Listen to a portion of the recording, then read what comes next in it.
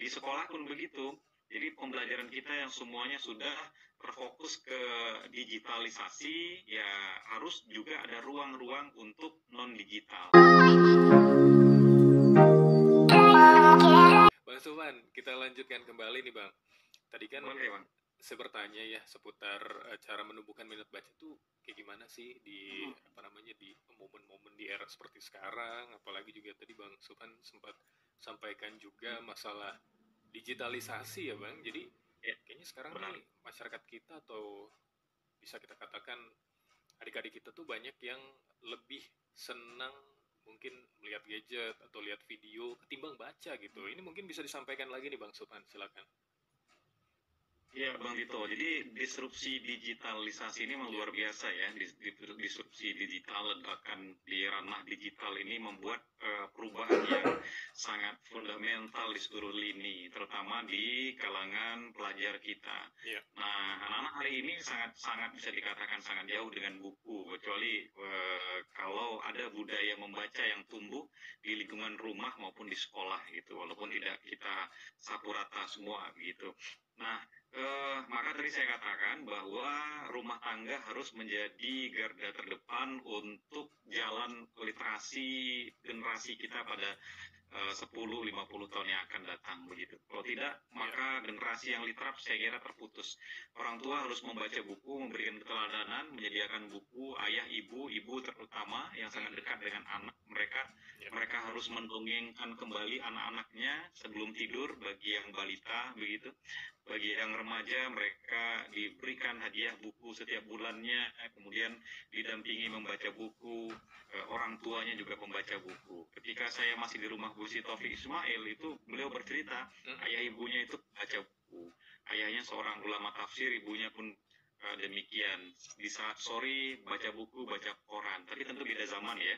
Nah, walaupun beda zaman, kita bisa melihat ada keteladanan yang diberikan oleh kedua orang tua.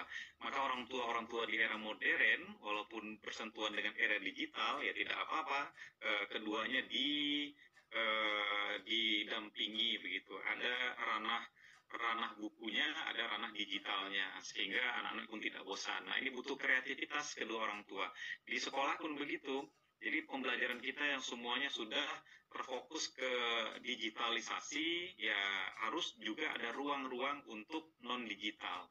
Perpustakaannya harus dibenah, perpustakaannya harus semenarik mungkin, sehingga pelajar suka datang ke perpustakaan. Mereka meramaikan perpustakaan, membaca buku, pojok-pojok baca kelasnya diramaikan, bukan hanya karena suruhan dari menteri misalnya. Dulu ketika 2015 ya, ketika gerakan literasi nasional dicanangkan pertama sekali itu seluruh sekolah demam literasi sekolah, seluruh sekolah demam bikin pojok baca, bikin taman baca dan lain sebagainya di sekolah. Nah, gaung itu harus tetap ada sampai hari ini, pun termasuk keteladanan yang diberikan oleh guru-gurunya lewat gurunya membaca. Boleh survei berapa banyak guru yang membaca buku sehingga anak-anak bisa menjadi dorongan bagi mereka juga untuk membaca buku. Guru-guru kita bisa dikatakan ya, walaupun tidak semuanya, ya saya dari buku di luar teks pelajaran, ya bisa ditanya berapa di antara guru yang masih membaca buku-buku pengayaan literasi selain buku-buku teks pelajaran. Orang tapi bekerja bersama bagaimana membuat generasi kita suka membaca buku. Maka pegiat literasi kita, mereka gencar di masyarakat dengan menumbuhkan taman-taman bacaan masyarakat, mengajak anak-anak yang barangkali sepulang sekolah mereka sibuk dengan gadget, dengan gawai, mereka alihkan ke taman baca, mereka ajak untuk membaca. Kalau mereka sudah sangat akut dengan gawai, dialihkan untuk bikin misalnya film pendek atau menjadi konten kreator dengan pendampingan-pendampingan yang berkelanjutan. Jadi tidak murni toh mereka sibuk dengan gawainya gitu Bang Tito. Terima kasih banyak Bang Sufan sudah bersama di kesempatan kali ini. Mudah-mudahan nanti lain kesempatan, lain waktu bisa ngobrol-ngobrol lagi ya Bang Sufan.